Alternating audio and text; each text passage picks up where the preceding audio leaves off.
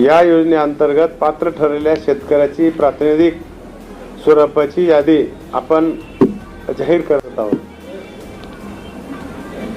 माननीय मुख्यमंत्री महोदय देवेंद्रजी फडणवीस साहेब,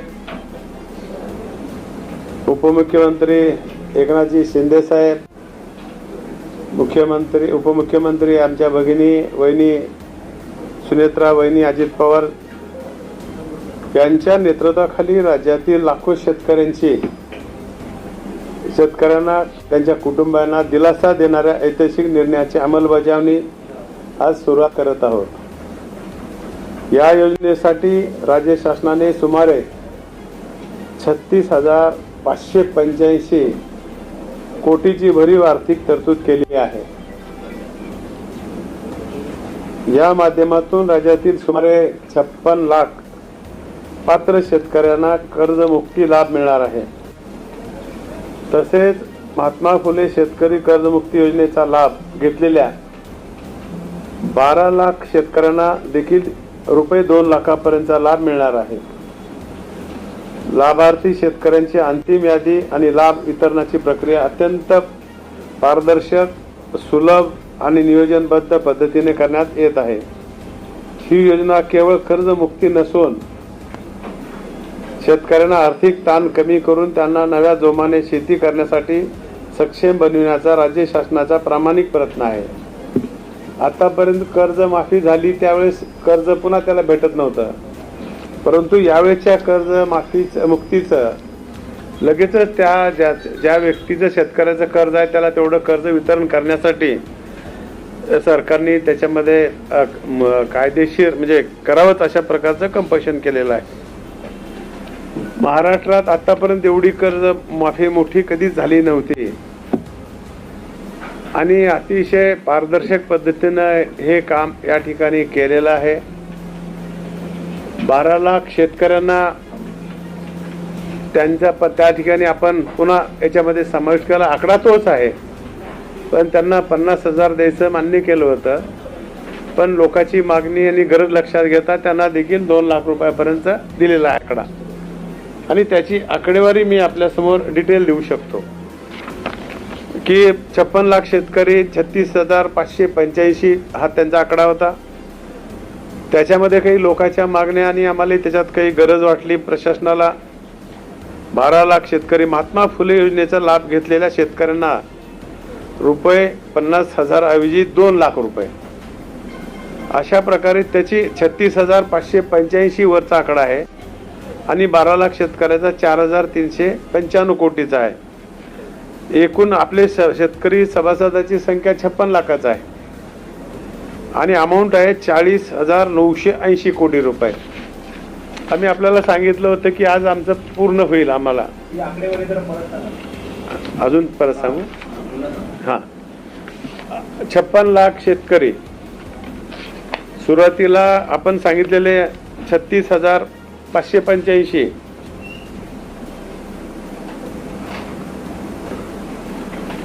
12 लाख शेतकरी महात्मा फुले योजनेचा लाभ घेतलेल्या शेतकऱ्यांना रुपये 50,000 द्यायचा अगोदर सुरुवातीला आपण मान्य केलं होतं, पण पुन्हा सगळ्याचा साधक बाधक विचार करून पुन्हा त्या 50,000ची 2 लाख रुपये त्यांना आपण देणार आहोत।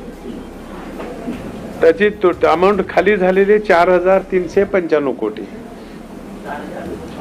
हा 4,395 कोटी, वरचे झाले 36,585, दोन्हीची बेरीज मिळून झाली 40,980 कोटी।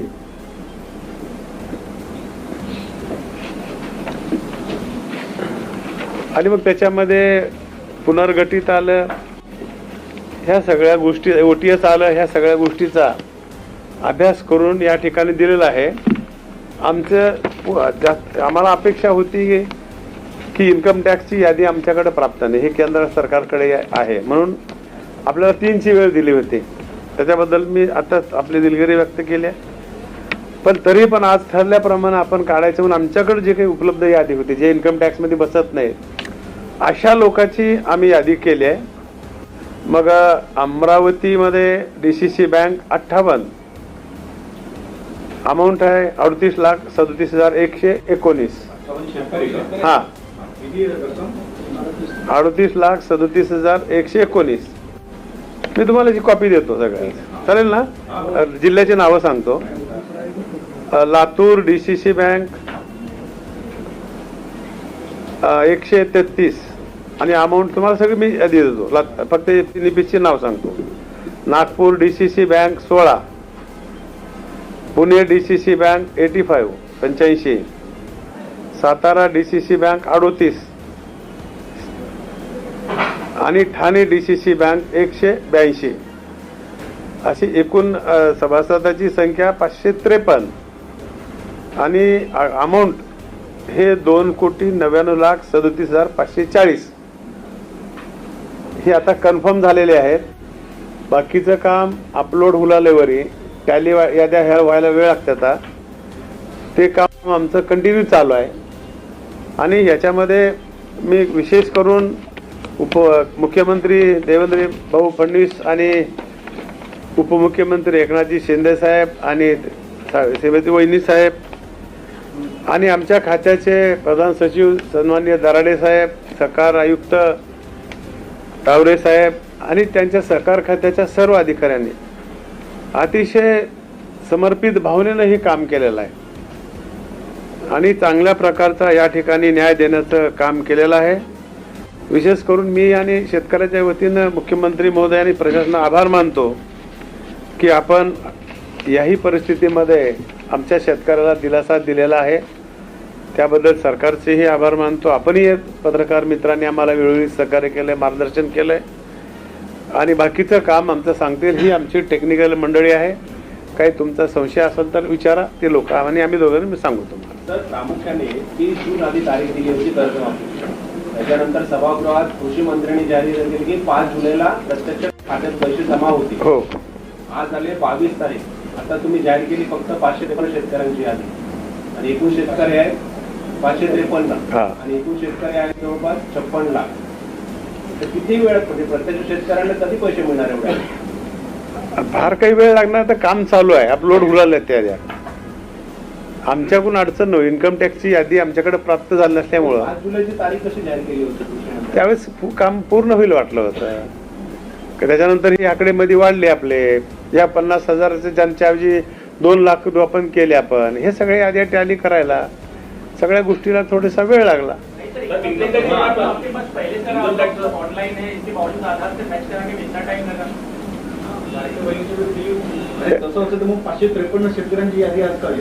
आमच्याकडे आणि आमच्याकडं आता ह्या आम्हाला करायचं ठरलं आपल्याकडे आज करायचं म्हणजे करायचं. मी सांगितलं होतं काल सकाळी सांगितलं.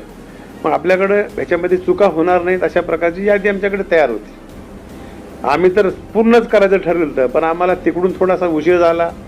दिल्लीच्या तिकडून जी आम्हाला माहिती मिळायला पाहिजे होती ती भेटली नाही. त्याच्या आणि आता कंटिन्यू चालू आहे. आधी असं सांगू शकतो की उद्यापर्यंत पैकी होऊ शकतं हे.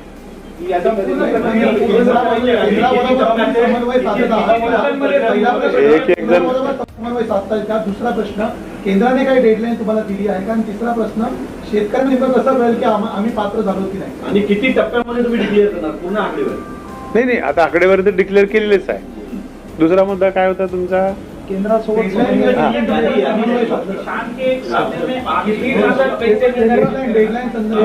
आम्ही समन्वय साधतोय. दररोज मी स्वतः चेअरमन CBDT आणि माझा आवाज केंद्रासोबत आमचा दररोज डेली समन्वय आहे. मी स्वतः chairman CBDT central board of direct taxes यांच्याशी स्वतः डायरेक्टली बोलतोय. त्याचबरोबर DG सिस्टीम त्यांच्यासोबत मी स्वतः आणि त्यांचं सगळ्यांचं सहकार्य आहे. आमचा MOU वगैरे सर्व झाला आहे आणि आम्ही आज डेटा पुश करायला सुरुवात केलेली आहे. आणि त्यात तो डेटा पुश करत असताना खूप मोठ्या प्रमाणावरती हा एवढा मोठा डेटा आहे आणि त्याच्या आपण 6 वर्षाचा इन्कम टॅक्स हा सर्व 56 लाख शेतकऱ्यांचा व्हेरीफाय करणार. गिगाबाईटमध्ये त्याचे परम्युटेशन कॉम्बिनेशन्स खूप आहेत. त्यामुळे त्याला किती वेळ लागेल त्यामुळे सांगता येत नाही. कदाचित त्यांची सिस्टीम जर फास्ट काम केलं तर आम्हाला उद्या सुद्धा संपूर्ण डेटा मिळू शकेल. फक्त आपल्याला एकच अडचण आहे की बाकी सगळे आपण हे लावलेत, त्याच्यामध्ये फिल्टर लावले. केंद्र शासनाचे, राज्य शासनाचे एम्प्लॉईज, आजी माजी खासदार, आमदार, मंत्री सगळे हे फिल्टर झालेत. आता फक्त इन्कम टॅक्स फीचा एवढा एक लास्ट फिल्टर राहिला आहे की जे ऑलरेडी इन्कम टॅक्स पे करतायत की शेती बाह्य उत्पन्नातनं. त्यांना आपल्याला लाभ द्यायचा नाही. श्रीमंत शेतकऱ्यांना बेसिकली आपल्याला हा लाभ द्यायचा नाही. त्यामुळे फक्त ही शेवटचा फिल्टर आपला बाकी आहे. हा फिल्टर लागल्याबरोबर आपण जशी आपल्याकडे केंद्र शासनाकडनं आपल्याकडे सर्टिफाय होऊन यादी येईल तशी आपण कदाचित उद्या करू शकतो, परवाही करू शकतो. म्हणजे फक्त आपल्याला ते कॉम्प्युटर किती वेळ घेतो त्याच्यावरती आहे. बाकी फार जास्त म्हणजे आता कुठलीही अडचण नाही आहे. ज्या आपल्या याला परवानगी सुद्धा आपल्याला केंद्रासोबत डेटा शेअरसाठी फाईलचं मुवमेंट सुद्धा आपलं केंद्रीय वित्त मंत्र्यांपर्यंत फाईल गेली. केंद्रीय वित्त मंत्र्यांनी अप्रुव्हल दिल्यानंतर मग त्यांचं खूप प्रोसेस आहे. म्हणजे भारत सरकारमध्ये खूप स्टेजेसमधनं आणि तरी आमचा एक अधिकारी आम्ही तेवढ्यासाठी कायमस्वरूपी दिल्लीत ठेवला आहे आणि त्यांच्यासोबत मी स्वतः डायरेक्टली हायेस्ट ऑथॉरिटीशी मी स्वतः बोलतोय. म्हणजे चेअरमन आणि त्याचबरोबर डायरेक्टर सिस्टीम, डीजी सिस्टीम्स, सेक्रेटरी. त्यामुळे आपल्याला आता कुठली अडचण नाही. आता फक्त रनिंग प्रोग्राम सुरू झाला. आपला ऑफिसर तिथं बसलेला आहे. आल्याबरोबर आपण पब्लिश करू, त्यात काही अडचण नाही आहे.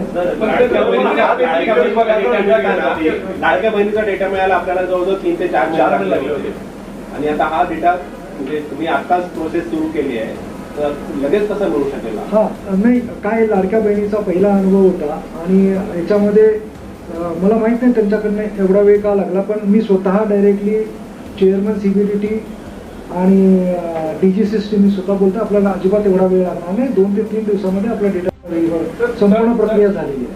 सर तुम्ही आता इतक्या ज्या शेतकऱ्यांची यादी जाहीर केली, आता राज्यामध्ये एवढे शेतकरी थकबाकीदार आहेत त्यांना तुम्ही कर्जमाफी देणार आहात, तर या वर्षीचं पीक कर्ज तुम्ही किती वाटप केलं आणि जे थकबाकीदार शेतकरी आहेत त्यांना तुम्ही पीक कर्ज देताय का?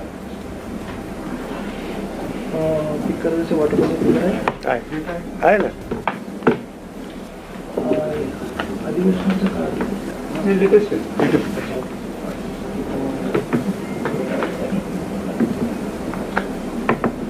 2026-27 साठी पोटेन्शियल लिंक प्लॅन जो आहे आपला, म्हणजे पीक कर्ज पुरवठ्याची आराखडा जो आपण बनवला होता तो जवळजवळ 95,000 कोटींचा आराखडा बनवलेला आहे. त्यामध्ये राज्यस्तरीय बँकर समितीमार्फत 26-27 साठी संकलित करण्यात आलेल्या जिल्हा आराखड्यानुसार राज्यातील पीक कर्ज वाटपाचा लक्ष्यांक 75,449 कोटी ठेवण्यात आलेला होता.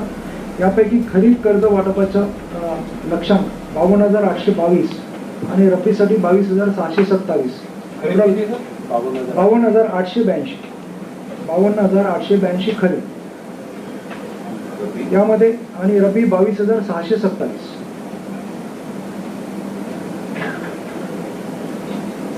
आणि 64 लाख शेतकऱ्यांना कर्ज पुरवठा करण्याचा लक्ष्यांक आहे आपला. यामध्ये अजून तुम्हाला बायफर्केशन देतो की मध्यवर्ती सहकारी बँकांना 26,885 कोटीचं उद्दिष्ट आहे आणि सार्वजनिक क्षेत्रातील नॅशनलाइज आणि आपल्या कमर्शियल बँक्स आहेत त्यांच्यासाठी 33,588, खाजगी आणि लघुवित्त बँकांसाठी 9,923 आणि ग्रामीण बँकेसाठी 5,073. ह्या फिगर्स आम्ही तुम्हाला शेअर करतो. आतापर्यंत तेच सांगतो. आतापर्यंत खरीप पीक कर्ज वाटपाचा लक्ष्यांक मी तुम्हाला सांगितला, शेतकरी संख्या कर्ज वाटप आम्ही जो लक्ष्यांक दिला तो 52,822 कोटीचा. शेतकऱ्यांची संख्या खरीपामधली 45.12 लाख. आतापर्यंत वाटप झालेलं खरीपाचं कर्ज आहे 29,410 कोटी. कर्ज वाटप प्रमाण 56%. यामध्ये कर्जदार शेतकऱ्यांची संख्या लाखामध्ये 26.05 लाख.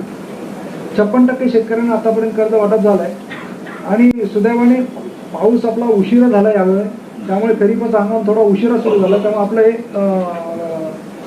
कर्जमुक्ती झाल्यानंतर देखील शेतकरी खरीपासाठी कर्ज घेऊ शकते.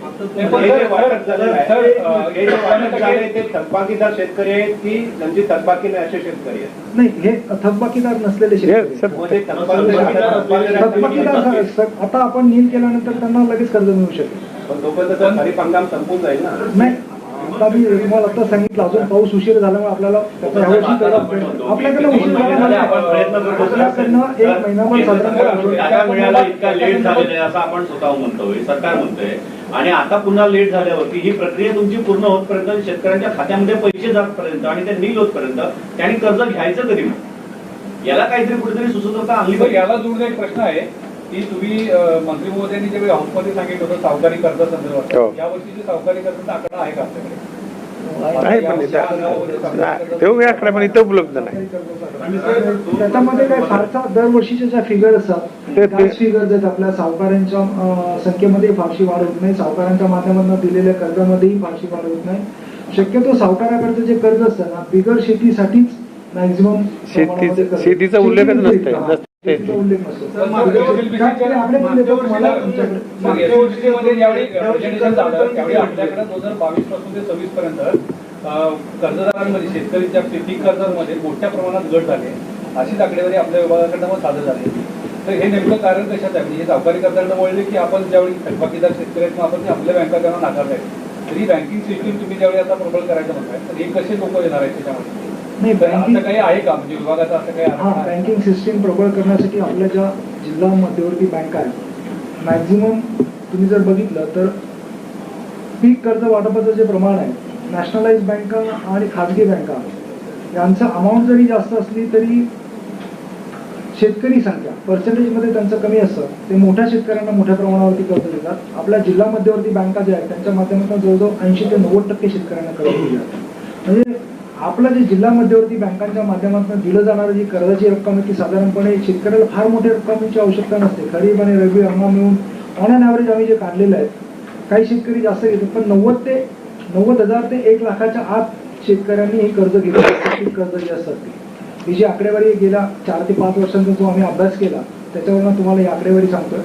आणि ह्या वर्षी सुद्धा आतापर्यंत जे खरीप हंगामाचं जे पीक कर्ज वाटप जे झालेलं आहे जे आमच्या जिल्हा मध्यवर्ती बँकांना जे उद्दिष्ट दिलं होतं आम्ही 19,964 त्यापैकी 17,625 कोटी वाटप झाले. म्हणजे 88% जिल्हा मध्यवर्ती बँकांनी वाटप केलं. वाटप कुठे कमी झालंय? राष्ट्रीयकृत बँका, खाजगी लघुवित्त बँका आणि ग्रामीण बँक यांच्या माध्यमातून वाटप कमी झाल्यामुळे ओव्हरऑल आपलं 56% आलंय. मागच्या वर्षी आणि ह्या ज्या ज्या आपल्या जिल्हा मध्यवर्ती बँका आहेत त्या सक्षम करण्याच्या दृष्टिकोनातून राज्य शासनाने पावलं उचललेली आहेत. त्यामुळे आपल्या इन्क्लुडिंग नागपूर बँक, त्याचबरोबर नाशिक, धाराशिव बँक आणि वर्धा या बँकांना आपण कॅबिनेट मंत्रिमंडळासमोर जाऊन जवळजवळ 800 कोटी रुपये देतोय की जेणेकरून या बँकांचं पुनरुज्जीवन होईल. या बँकांच्या माध्यमातून शेतकऱ्यांना आपल्याला अधिकाधिक कर्ज उपलब्ध देऊ. नाशिक बँक बऱ्याच वर्षांपासून शेतकऱ्यांना अजिबातच कर्ज आपल्या DCC बँकेच्या माध्यमातून उपलब्ध होत नव्हतं. त्या बँकेला जवळजवळ 600+ कोटी रुपये आपण देत आहोत. एवढ्या मोठ्या प्रमाणावरती निधी या DCC बँकेला दिल्यानंतर मला वाटतं की या बँकेच्या माध्यमातून शेतकऱ्यांना पुन्हा नव्याने कर्ज उपलब्ध व्हायला सुरुवात होणार. कर्जमाफीसाठी ॲग्रिस्टॅग कंपल्सरी केलं. 56 लाख शेतकऱ्यांचे ॲग्रिस्टॅग अजून झाले 90%च्या वर शेतकऱ्यांचे ॲग्रिस्टॅग आहे. त्याची काय अडचण नाही. आणि नसेल तर आपण आपले सेवा केंद्र जवळजवळ 32,000 आपले सेवा केंद्र आहेत. तर 32 आपले सेवा केंद्र शनिवार रविवार सुद्धा उघडे आहेत. जिल्हाधिकाऱ्यांच्या लेवलला आपण कमिटी केलेली आहे त्यामुळे जिल्हाधिकाऱ्यांनी यात इन्व्हॉल्व करून घेतले. त्यामुळे त्या शेतकऱ्याचं त्याच ठिकाणी आपण ॲग्रिस्टॅग लगेच करून घेणार आहोत की अडचण येणार नाही. तर 2 प्रश्न आहेत. एक तर जसं लाडकी बहीण योजनेमध्ये असं झालं की आपण एखादी चांगली योजना घोषित करत नंतर बजेटच्या प्रॉब्लेममधून दुसरा मुलात करून ते डायव्हर्ट करतात. या कर्जमाफी योजनेमध्ये असा होण्याची शक्यता आहे का? एक दुसरं जे श्रीमंत शेतकरी आहे त्यांचे पैसे असेल तर ते नाही, श्रीमंत शेतकऱ्यांची मी तेच सांगितलं ना आपल्याला आमचा प्रोग्राम रन होता की रन झाल्याबरोबर फायनल आउटपुट आल्याबरोबर आम्ही तुमच्यासोबत शेअर करू किती श्रीमंत शेतकरी आणि किती शेतकऱ्यांना आम्ही या योजनेचा लाभ देणार आहे. तेवढंच फक्त आकडा आमच्याकडे बाकी राहिलेला आहे. परंतु आपले जे सेंट्रल स्टेट गव्हर्नमेंट एम्प्लॉईज वगैरे जे होते ते आम्ही काढून टाकले. त्याचा आकडा साधारणपणे 40,000 अशी व्यक्ती होते शेतकरी की जे म्हणजे सेंट्रल किंवा स्टेट गव्हर्नमेंटमध्ये एम्प्लॉईज आहेत किंवा पदाधिकारी आहेत. असे 40,000 ऑलरेडी आम्ही. माझा दुसरा प्रश्न होता की SC/ST सबप्लॅनमधून आपण माझी लाठी बँकसाठी पण पैसे वळवून घेतले होते कारण ते पुरेसे नव्हते. तर तसं काही या ठिकाणी होण्याची शक्यता आहे का? नाही, या ठिकाणी आपल्याला राज्य शासनाने पुरेशी तरतूद उपलब्ध करून दिलेली आहे. त्यामुळे काही अडचण मला वाटत नाही यामध्ये काही अडचण. तर जर आपल्याला कर्ज आता माफीची रक्कम वितरित करायला वेळ असेल आणि ज्यांची कमाल आहे तर त्यांना तुम्ही ह्या बेसवरती यादीत नाव आहे तर यांची कर्जमाफी होणारच आहे. तर ज्यांची कर्जमाफी आलेली आहे त्यांना कर्जपुरवठा करणार आहे. सूचना देणार का बँकांना? कारण जर प्रक्रियेला जर समजा त्यांना एक कर्जमाफी तसं आम्ही जरा नाबार्डशी चर्चा करून सूचना देतो बँकांना. पण आता जर आम्हाला 1-2 दिवसात यादी मिळाली तर यादी प्रसिद्ध झाल्यावर त्या यादीच्या बेसिसवर जिल्हा बँकांना आम्ही सांगू त्यांना कर्ज वाटप करा. तुम्ही लेखी करू आम्ही जिल्हा बँका सूचना पाळतील पण इतर ज्या साहेब तुम्ही म्हटलं की नॅशनलाइज बँकांनी कर्ज वाटप कमी केलेलं आहे तर त्याच्यावर तुम्ही काय कारवाई करणार? त्यांना तुम्ही काही उत्तर विचारणार की नाही? कारण राज्यातील लाखो शेतकऱ्यांसाठी अत्यंत महत्त्वाची आणि दिलासादायक अपडेट समोर आलेली आहे. शेतकरी कर्जमाफी योजनेअंतर्गत पात्र शेतकऱ्यांच्या पहिल्या लाभार्थी यादीची प्रक्रियाही सुरू झालेली असून सरकारकडून लाभ वितरणाच्या हालचालींना वेग आलेला आहे. सरकारच्या माहितीनुसार या कर्जमाफी योजनेसाठी तब्बल 36,585 कोटी रुपयांची तरतूद करण्यात आली आहे. या निधीच्या माध्यमातून राज्यातील सुमारे 56 लाख पात्र शेतकऱ्यांना कर्जमाफीचा लाभ देण्याचा सरकारचा उद्देश आहे. याशिवाय यापूर्वी महात्मा फुले शेतकरी कर्जमुक्ती योजनेचा लाभ घेतलेल्या जवळपास 12 लाख शेतकऱ्यांना देखील पुन्हा मोठा दिलासा देण्याचा निर्णय घेण्यात आलेला आहे. सुरुवातीला या शेतकऱ्यांना मर्यादित लाभ देण्याचा विचार होता, मात्र सरकारने त्यामध्ये बदल करत 2 लाख रुपयांपर्यंतचा लाभ देण्याचा निर्णय घेतल्याची माहिती समोर आलेली आहे. सरकारचे म्हणणे आहे की यावेळी कर्जमाफीची संपूर्ण प्रक्रिया पारदर्शक, नियोजनबद्ध आणि ऑनलाईन पद्धतीने केली जात आहे. पात्र लाभार्थ्यांची अंतिम यादी तयार करून तर थेट लाभ वितरण सुरू केले जाणार आहे. महत्त्वाची बाब म्हणजे यापूर्वी कर्जमाफी झाल्यानंतर अनेक शेतकऱ्यांना नवीन पीक कर्ज मिळण्यास अडचणी येत होत्या, मात्र यावेळी कर्जमाफीसोबतच संबंधित शेतकऱ्यांना पुन्हा बँकेकडून कर्ज मिळू शकेल अशी व्यवस्था करण्यात आल्याचा दावा त्यांनी केला आहे. या संपूर्ण योजनेसाठी कर्जमाफी आणि इतर लाभ मिळून सुमारे 40,980 कोटी रुपयांचा खर्च होणार असल्याची माहिती देखील बैठकीत समोर आलेली आहे. या दरम्यान लाभार्थी यादी तयार करण्यात काही विलंब झाल्याचे कारण देखील स्पष्ट करण्यात आले आहे. केंद्र सरकारकडून आयकर विभागाचा आवश्यक डेटा वेळेमध्ये उपलब्ध न बदल झाला आहे.